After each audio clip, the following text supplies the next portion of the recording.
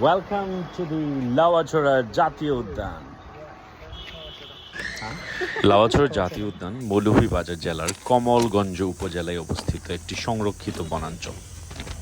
এই বনের রেললাইন সবাইকে আকৃষ্ট করে, কারণ এই বনে লাওয়াছড়া বনে অস্কারজয়ী Hollywood movie around the world in 80 ডেইসে শুটিং হয়েছিল বিশ্বের 13টি দেশের 140টি সেটে।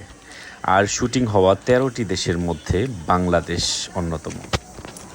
জুল ভার্নের বিখ্যাত কল্পবিজ্ঞান গ্রন্থ around the world in 80 days অবলম্বনে এই চলচ্চিত্র চিত্রায়ন শুরু হয়েছিল।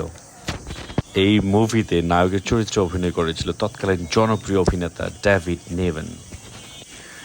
এই মুভির বিশ্ব ভ্রমণের মধ্যে ট্রেনে করে ভারত ভ্রমণের প্রায় পুরো অংশটুকুই শুটিং হয় সিলেট অঞ্চলে, যার মধ্যে লাওয়াছড়া বনাঞ্চল, শ্রীমঙ্গল রেলওয়ে স্টেশন, সিলেটের চা বাগান এবং আবহমান বাংলার চিরাচরিত দৃশ্য ধারণ করা হয়েছিল। লাওয়াছড়া বনাঞ্চলের অভ্যন্তরে হাতির দৃশ্যও ধারণ করা হয়েছিল।